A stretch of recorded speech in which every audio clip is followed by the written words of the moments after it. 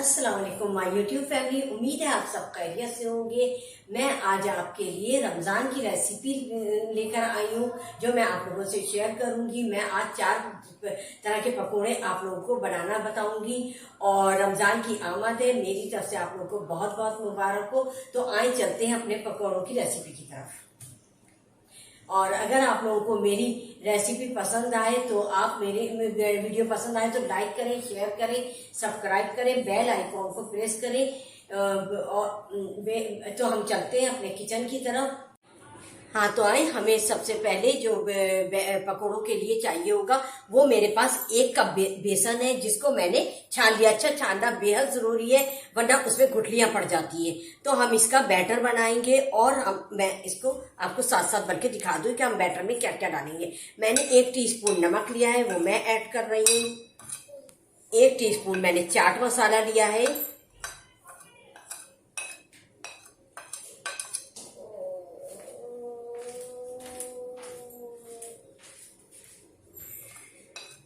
और 1 table spoon मैंने जीरा लिया है।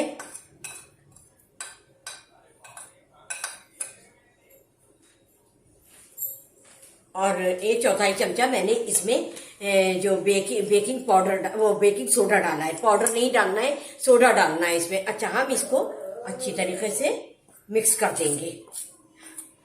अच्छा, ये जो चीज आपको नजर आ रही है ये मैं प्याज के बैटर में डालूंगी और ये मैं आपको बता दूंगी किस पॉइंट पे पड़ेंगे। ये अभी नहीं डालूंगी, जो मुझे इसमें डालना था तो वो मैंने डाल दिया। नमक डाला है, चाट मसाला डाला है, जीरा डाला है, बेकिंग सोडा डाला है। ठीक,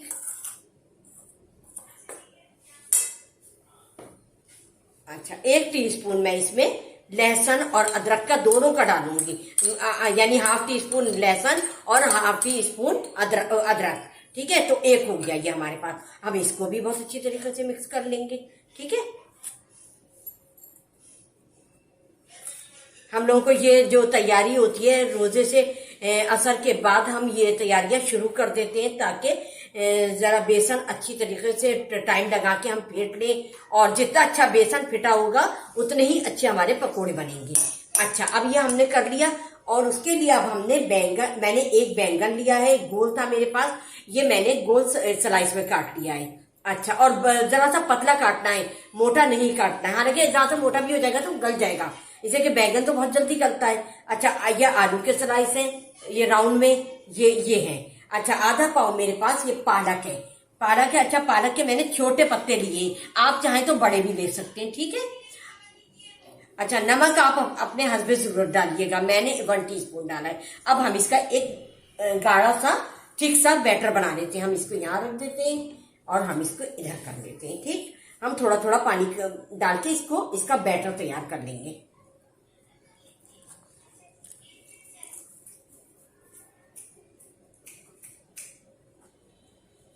ठीक है, हम बैटर तैयार करके फिर हम आपसे मिलते हैं।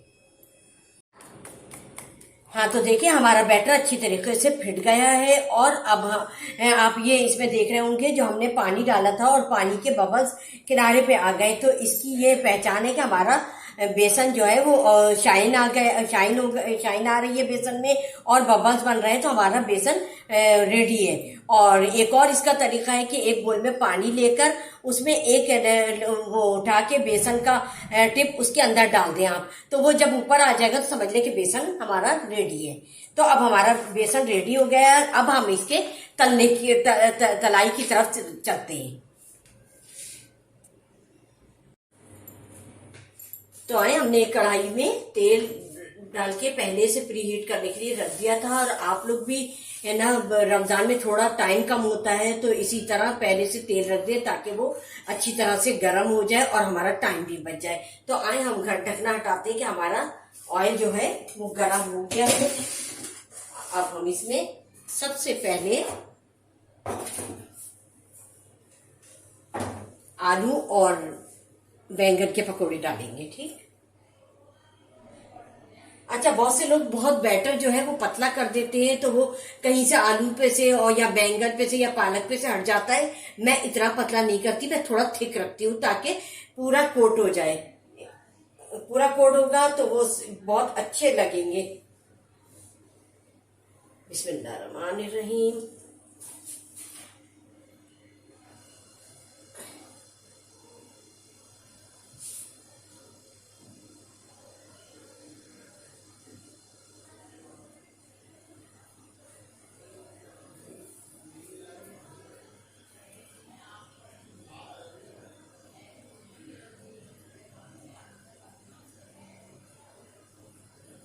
तेल का टेम्परेचर जो है वो ज्यादा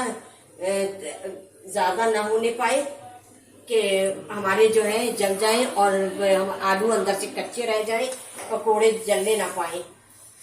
बस नॉर्मल टेम्परेचर पे पकाएं ताकि हमारे आलू अंदर से अच्छी तरीके से पक जाए।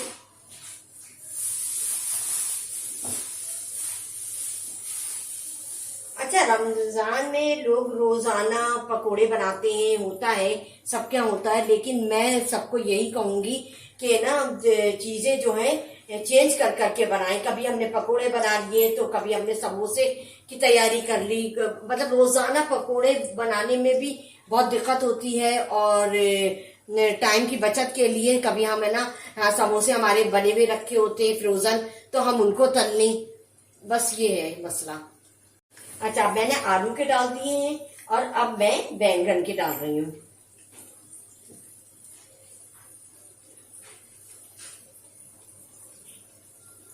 ये कितने अच्छे, आप खुद देखे कितना अच्छा कोट हो रहा है।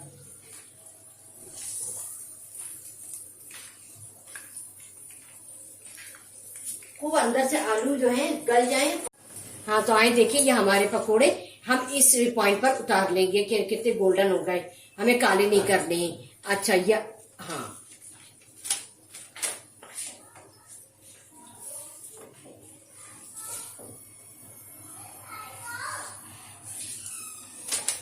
और मैं अच्छा, ये मैंने आपके यहाँ कोई पेपर हो तो आप उसे रख लें ताकि एक्सेस तेल जो है वो पेपर में जज्ब हो जाए, हमारे पकोड़ों को खराब ना करे।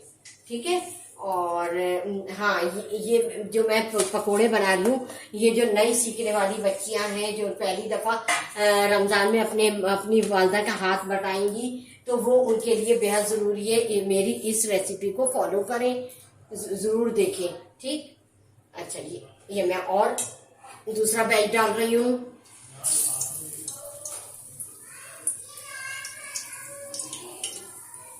ये दूसरा बैच डाल दिया। इसको भी हम इसी पॉइंट पर इतना ही गोल्डन इसको उतार लेंगे। ठीक है।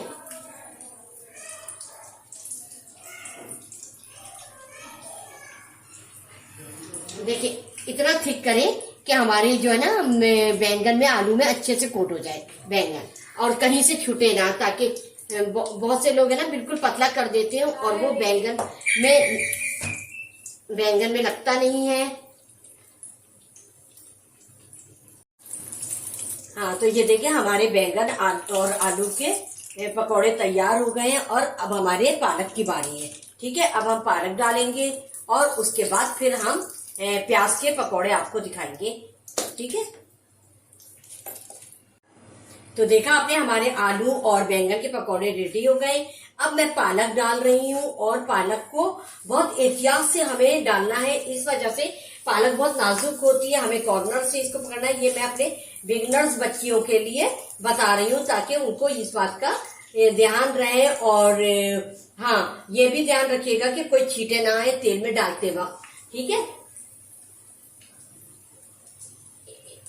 बच्चियों को जो है वो बड़े ही सारी बात बताते हैं, वरना जाहिर बच्चियां किस तरह ये बातें जो है ये फॉलो करेंगी। ठीक। और कुछ अम्मी लोग भी उससे पूछें कि क्या करना है, काम करते वक्त एहतियात बहुत बरते हैं, खास तौर पे तेल की। अच्छा, ये ना मैं साबुत पालक की बना रही हूँ और बहुत से लोग है ना प्याज के साथ भी पालक को काट कर डालते हैं।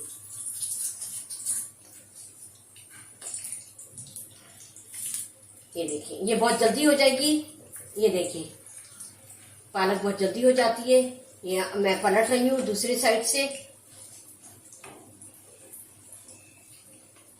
और रमजान की इबादतों में मुझे भी आप लोग याद रखिएगा, मेरी फैमिली को याद रखिएगा और मैं भी आप लोगों को याद रखूंगी। अल्लाह मियाँ सबके रमजान जो है साफ खैरियत के गुजरे और किसी पर कोई परेशानी ना आए, सबके रोजी रिजक में अल्लाह पाक बरकत दे। और आप लोग भी इसी तरह हमारे लिए भी दुआएं कीजिएगा। दुआओं की तो वैसे भी सबको ही जरूरत होती है कि ये अब मैं पालक के बनाकर फिर मैं आपसे मिलती हूँ। हाँ तो देखा आपने, मैंने आपसे कहा था मैं पालक के बना रही हूँ। पालक के कलर देखिए कितनी शाइन कलर आया है, ये बेसन अच्छा फिटा है इसकी निशानी है। और दूसरे ये कि देखिए कुछ हमारे बन चुके हैं और अब ये लास्ट बन रहा है, उसके बाद मैं आपको प्याज के पकौड़े दिखाऊंगी। हाँ तो आपने देखा मैंने आलू बैंगन और पालक के पकोड़े मैंने रेडी करके आपको दिखाए और उससे जो बैटर बचा है, थोड़ा सा ये बैटर बच गया हमारा।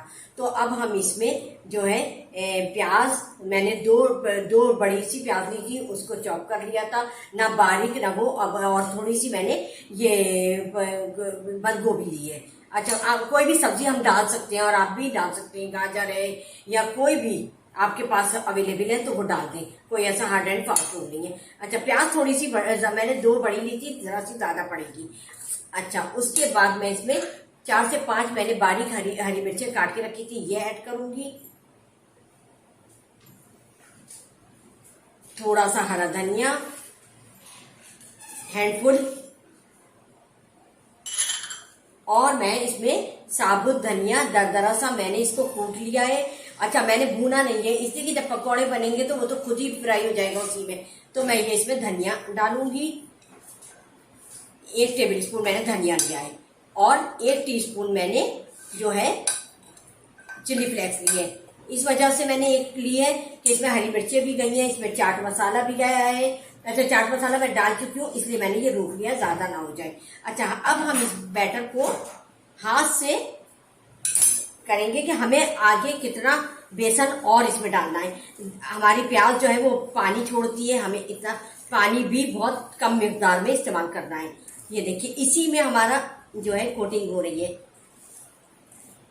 हमें थोड़े से बेसन की जरूरत पड़ेगी।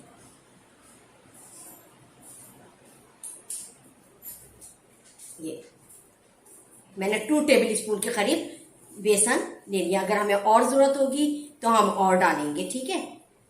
हम इसमें हल्का सा 1 टेबल स्पून के करीब पानी ऐड करेंगे, ठीक, ताकि हमारा जो है बेसन अच्छा सा कोट हो जाए हमारी सब्जी में और हमारी प्याज, हरा धनिया, हरी मिर्चों में, ठीक है। थोड़ा सा और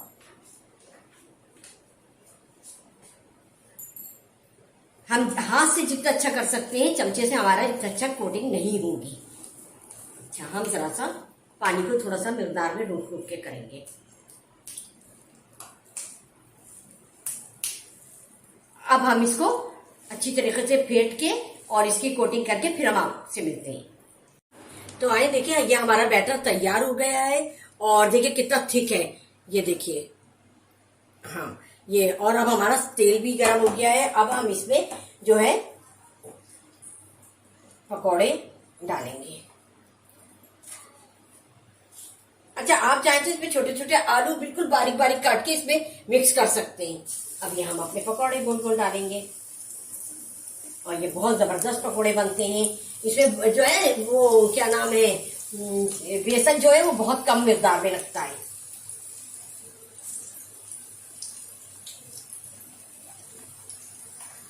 तो ये देखिए ये हाथ से ही डाले जाए तो बेहतर है। हाथ से जो काम अच्छा होता है और टेस्टी होता है वो चमचों से नहीं होता, और मुझसे तो भाई हाथ से ही होता है। चले फिर मैं अब ये इनको जरा ब्राउन कर लूं और अच्छी तरीके से पका लूं। अच्छा इसकी जो है फ्लेम कम रखिएगा ताकि अंदर से ये अच्छी तरीके से पक जाए, ठीक है। उसके बाद हम मिलते हैं।